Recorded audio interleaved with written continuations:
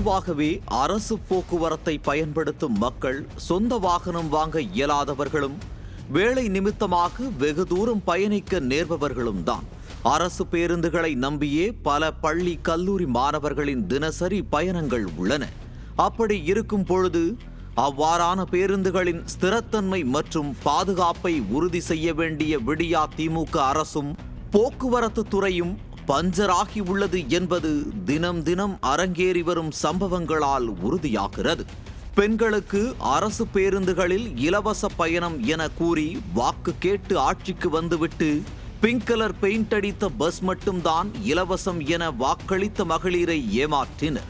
சரி, வந்த வரைக்கும் லாபம் என்று பார்த்தால் அதனையும் குறைத்து சொகுசு பேருந்துகளும் மிதவை பேருந்துகளுமே நகரில் அதிகம் வலம் வருகின்றன. அடிக்கடி நடக்கும் அரசு போக்குவரத்து தொழிலாளர்களின் போராட்டங்களின் காரணமாக தமிழகமெங்கும் மக்கள் மிகுந்த அவதிக்குள்ளாவது ரெகுலர் நடவடிக்கையாகி வருகிறது. சலுகை கொடுத்ததும் போதும் உயர்கல்வித்துறை அமைச்சரின் வாயிலிருந்து ஓசி பஸ் என பெண்களை வசைபாடுவதும். இப்ப பஸ்ல எப்படி போறீங்க?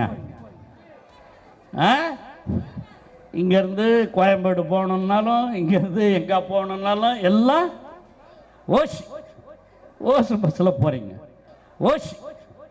ஓசு பஸ்ஸில் போகிறீங்க. பெண் பயணிகளை அரசு பேருந்து கண்டக்டர்கள் கேவலமாக நடத்துவதும் போதும்.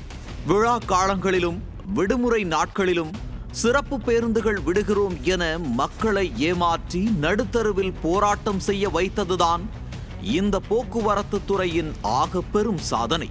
இந்த விடியா திமுக ஆட்சி விடிந்ததில் இருந்து விடியும் பொழுதெல்லாம் வரும் செய்திகளை பார்க்கையில் அரசு பேருந்துகளில் பயணிப்பதற்கே பயமாக உள்ளது என்பதுதான் மறுக்க முடியாத மெய்.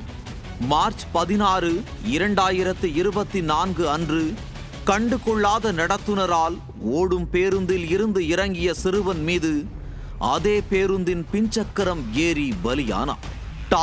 டார்கெட் என அரசு பேருந்து நடத்துனர்களை விரட்டுவதால் அதிவேகமாக சென்று எதிரே வரும் பேருந்து மீது மோதுவது, சும்மா நிற்கும் லாரி மீது கொண்டு போய் மோதுவது, டிவைடரில் கொண்டு போய் மோதுவது, டிரைவர்களின் போராட்டத்தால் கியர் மாற்றக்கூட தெரியாத நபர்களை வைத்து இயக்கப் போய் பேருந்தை பாதியில் விட்டுவிட்டு இறங்கி ஓடுவது, குளத்துக்குள் குட்டைக்குள் வயலுக்குள் பேருந்தை விடுவது, தலை கீழாக கவுத்து விடுவது, பிரேக் பிடிக்காத பேருந்து, மழைநீர் ஒழுகும் கூரை உள்ள பேருந்துகள், கூரையே பறந்து போகும் பேருந்து, ஓடும் பொழுதே படிக்கட்டுகள் உடைந்து விழும் பேருந்துகள் என ஒரு மட்டமான நிர்வாகத்தை நடத்தி வருகிறது பஞ்சரான விடியா திமுக அரசாங்கம்.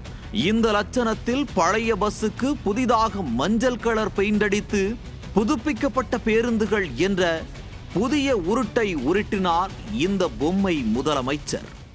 அரசு பேருந்துகளில் இருக்கும் வீல்கள் உருளுவதை விட விடியா திமுக போக்குவரத்து அமைச்சர் உருட்டும் விளம்பரம்தான் பயங்கரமாக உள்ளது. நியூஸ் ஜே செய்திகளுக்காக ஆண்ட்ரூ ஜான்.